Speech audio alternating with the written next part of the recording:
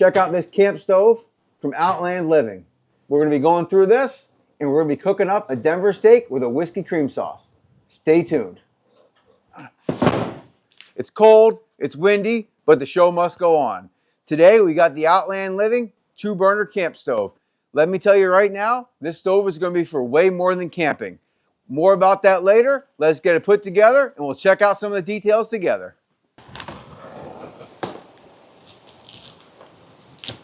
Had to go inside and get some gloves. Man, it's cold out here today. Get this opened up. See what we got. You're looking at this for the first time right with me. Seems like it comes well packaged.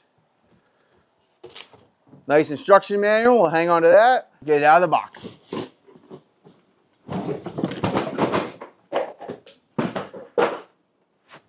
Nothing to see here. I like how these shelves lock on the top to make a nice cover. Lots of cardboard to keep it protected from getting scratched in transport. Wow, look at this. Can you see the size of those burners? This looks really nice. All right, let me finish getting this put together. The back 2 legs on. Now we're going to attach the front 2. Simply slide that down. Make sure the washer is in front of the leg and tighten down the wing nut. I can't recommend investing in a camp stove like this highly enough, even if you never go camping. Also, if you don't want to put the legs on, it comes with short legs if you're going to be cooking on a counter or on the tailgate of a truck or any other hard surface. Let's flip this over.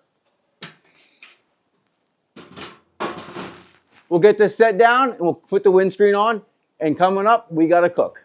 This stove is heavy duty, but not so heavy that it's hard to move around. All right, we're going to go ahead and put this stove right in place. Just open back up, we'll put the windscreen on. These covers also act as shelves. Okay, now we just got to connect the propane and we can start testing it out. Any standard propane tank for this stove is all you're going to need. You're going to be using your 20-pound style tank, not a 1-pound tank though. Let's turn the gas on nice and slow. Okay, I'm hoping you can see this in this shot good. We're going to turn this burner on and show you how it works. There's 2 settings. One which will run just the center part of this burner, and the other one which runs both parts of the burner. This is really good if you need a lower heat, because some of these camp stoves, they're really good at high heat, but they struggle at low heat. So we're going to be testing out this stove's ability to run at low heat on a windy day to really complicate it. And we're going to be making a cream sauce in just a little bit. So stay tuned for some delicious food. But right now, let's check out the burner. There it is with both. I'm not sure how well you can see it. And then we're going to go ahead and turn it down. Now we have just the center one running. Down here is your adjustment for how much air. You want to adjust this until your flame is nice and blue, but we're running all the way open. All the way open seems pretty good today. So that's just your adjustment. It's going to depend on your elevation and some other factors.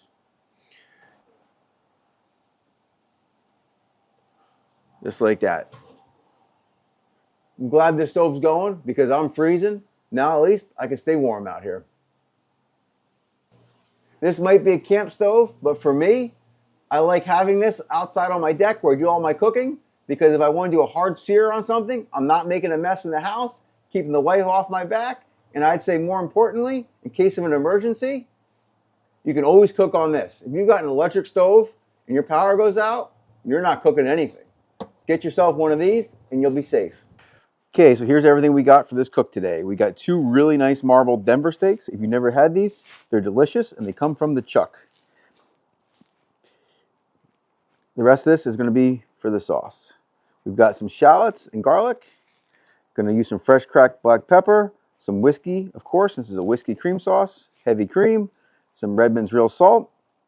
Then to cook the steak in, we've got some smoked tallow. I'd recommend using some kind of animal fat for cooking your steaks. And then a little bit of butter for the sauce. So we're going to fire this stove up and we'll get on with the cook. Get this on high. There it comes. We're going to let this cast iron pan get nice and hot, and then we're going to add our smoked tallow to cook these steaks in. Starting to smoke. Let's get this cook going. Going to go in with about a tablespoon of tallow. You can see that it's nice and hot. Going to turn this heat down just a little bit. Going to go to medium high now. We already seasoned this steak with salt and pepper, keeping these simple.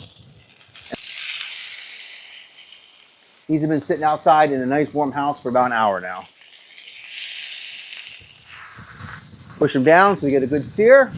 We're going to let these go for about 2 minutes per side, and we're going to flip them, and we'll just keep flipping them so I get to an internal temperature of around 120 degrees. I like to keep my steak rare, but you just adjust that temperature based on how you like your protein cooked. Okay, time to give these a flip. Look at that. That's that sear you're looking for. Can you see that?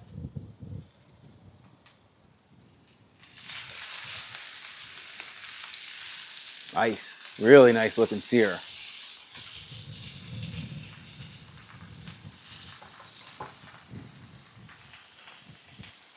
Okay, let's go ahead and check the temperature on these steaks.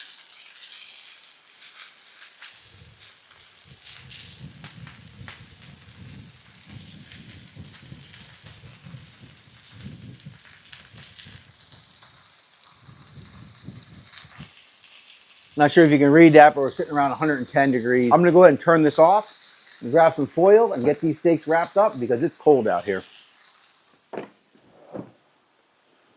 All right, I'm going to get these steaks off and wrapped up.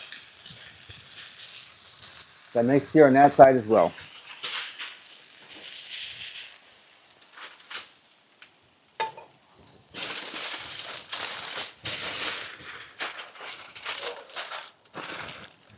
Going in with about 2 tablespoons of butter, a little bit of shallot, and a little bit of garlic.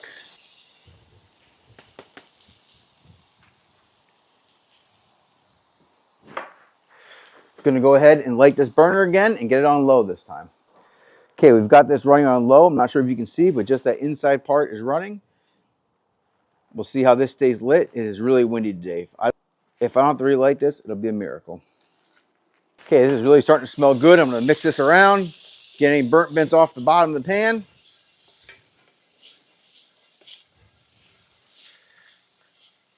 One thing I really like about this stove is how big the grates are. You can put a really big pan on here, lots of room to move, slides nicely. Okay, now it's time for the star of the show. We've got a few ounces of whiskey here, Wild Turkey 101 today. And let that cook down. Ooh, that smells good. We're gonna add some heavy cream. Always a little extra. Just a little bit of salt. I put a lot of salt in the steak, so we're not gonna put too much in the sauce. Some nice coarse cracked black pepper.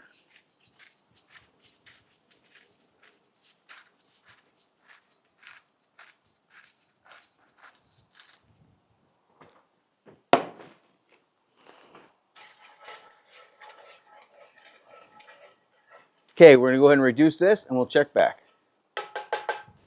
Just gonna bring it in for a close-up look here. You see that? Right there. That's what makes this stove special, is the fact that the burner is in 2 stages.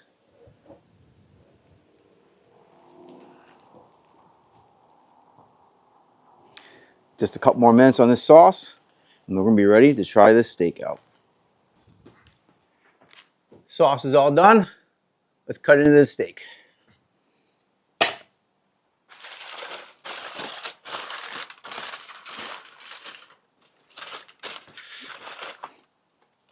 With any steak, it's important to slice across the grain. This will make your steak more tender.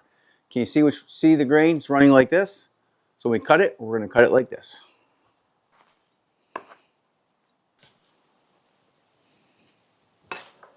Bring you in close so you can get a good look at this steak. Go ahead and get this sauce on. Wow, look at that. Look at that. How good does that look? This stove from Outland Living exceeded my expectations. This wind is so strong today, and it cooked this steak up just perfect. Nice sauce, in for the taste test.